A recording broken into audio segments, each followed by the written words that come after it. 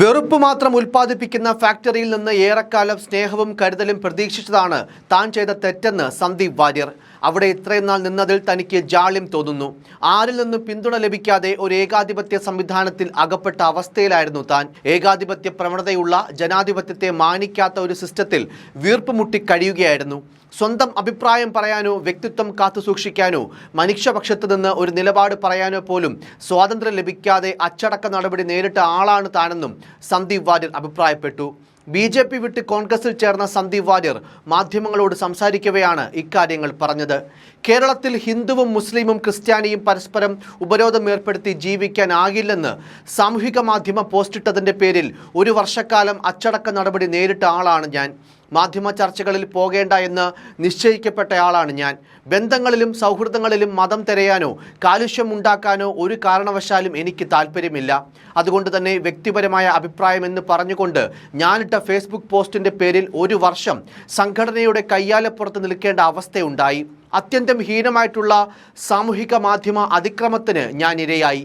എന്നിട്ടും ഞാൻ സംഘടനയെ തള്ളിപ്പറയാൻ തയ്യാറായില്ല. പ്രത്യയശാസ്ത്രത്തിൻ്റെ നാവായി നിലകൊണ്ടു.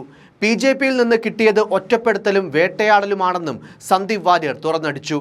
ഞാൻ ത്രിവർണ്ണ ഷാൾ അണിഞ്ഞതിൻ്റെ ഉത്തരവാദി BJP സംസ്ഥാന അധ്യക്ഷൻ K. സുരേന്ദ്രനും സംഘവുമാണ്.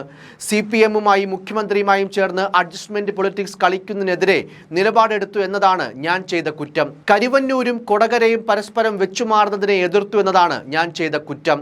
ധർമ്മരാജന്റെ കോൾ ലിസ്റ്റിൽ പേരില്ലാതെ പോയി എന്നതാണ് ഞാൻ ചെയ്ത കുറ്റം.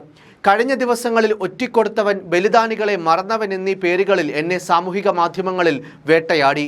ബലിദാനികളുടെ ഫോട്ടോ വെച്ചാണ് എന്നെ വേട്ടയാടിയത്. ബലിദാനികളുടെ ഫോട്ടോ സ്ഥാനാർത്ഥിയുടെ ഫോട്ടോയ്ക്കൊപ്പം വെച്ച് വോട്ട് തേടുന്ന തരത്തിലേക്ക് എന്നു മുതലാണ് ഈ സംഘടന തരം താഴ്ന്നു പോയത്? പാലക്കാട് ഉപതെരഞ്ഞെടുപ്പിൽ ബലിദാനിയായ ശ്രീനിവാസന്റെ ഫോട്ടോ വെച്ച് വോട്ട് തേടുന്ന അവസ്ഥയിലേക്ക് എന്നാണ് പാർട്ടി തരം താഴ്ന്നത് എന്ന് നിങ്ങൾ ചോദിക്കണം.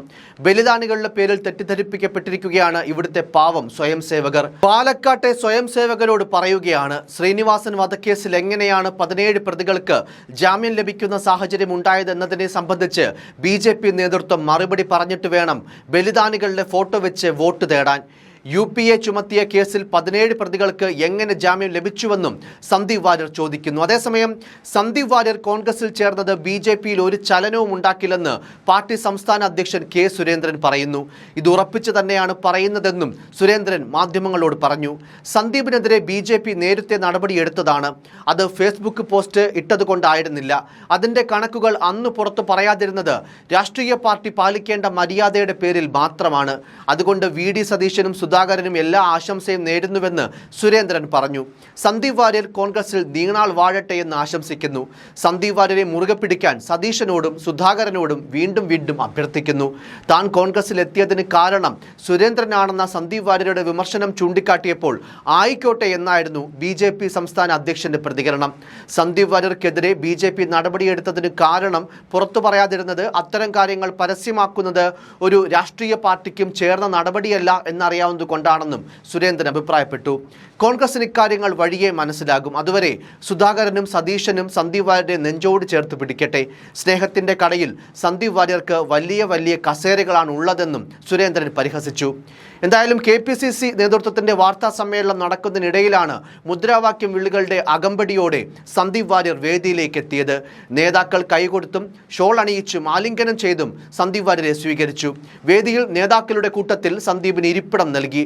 പ്രതിപക്ഷ നേതാവ് VD Satheesan, KPCC president K. Sudhakaran, കേരളത്തിന്റെ ചുമതലയുള്ള AICC general secretary Deepa Das Munshi തുടങ്ങിയവരും വാർത്താ സമ്മേളനത്തിൽ പങ്കെടുത്തു. CPMലേക്ക് പോകുമെന്ന അഭ്യൂഹം ശക്തമായിരിക്കെ CPIയുമായി സന്ദീപ് ചർച്ച നടത്തിയെന്നും നേരത്തെ സൂചനയുണ്ടായിരുന്നു. ഇതിനിടെയാണ് അപ്രതീക്ഷിതമായി കോൺഗ്രസ് ക്യാമ്പിലേക്ക് സന്ദീപ് ചേക്കേറിയത്. BJPയുമായി മാനസികമായി അകന്ന സന്ദീപ് തിരിച്ചുവരാൻ സാധ്യത കുറവാണെന്ന നിഗമനത്തിലായിരുന്നു സംസ്ഥാന BJP നേതൃത്വം. RSS നേതാവ് ജയകുമാറിന്റെ അനുനയവും ഫലം കണ്ടില്ല. പ്രശ്നങ്ങൾ പിന്നീട് ചർച്ച ചെയ്യാമെന്നും പാർട്ടികൾ സജീവമാകാനും സന്ദീപിനോട് BJP സംസ്ഥാന പ്രസിഡന്റ് K. സുരേന്ദ്രനും ആവശ്യപ്പെട്ടിരുന്നു. സന്ദീപ് അച്ചടക്ക ലംഘനത്തിന്റെ പരിധി വിട്ടെന്നാണ് BJP സംസ്ഥാന നേതൃത്വത്തിന്റെ പൊതുവെയുള്ള വിലയിരുത്തൽ. News desk, focus news TV.